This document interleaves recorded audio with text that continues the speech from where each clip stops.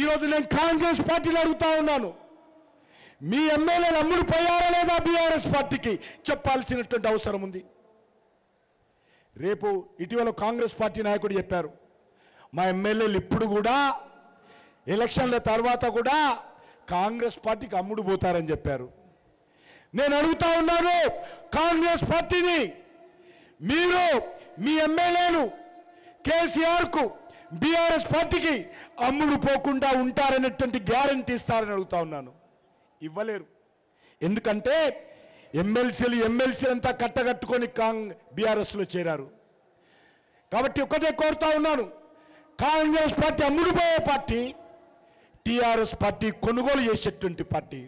ఓ తెలంగాణ ప్రజానీకమా, గతంలో 10 సంవత్సరాలు కాంగ్రెస్ పార్టీ పాలన చూశాము, అంతకుముందు 30 సంవత్సరాలు చూశాము.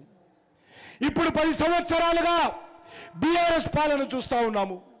ఈ రెండు పార్టీలు కూడా కుటుంబ పార్టీలే, అవినీతి పార్టీలే, ప్రజలను దోపిడీ చేసేటువంటి పార్టీలే, కుంభకోణాల పార్టీలే, నియంత్రిత పార్టీలే. ఈ రెండు పార్టీలు కూడా ఒకే తానుముక్కలు. ఈ రెండు పార్టీల యొక్క డిఎన్ఏ ఒకటే, బొమ్మ బొరుసు లాంటి పార్టీలు.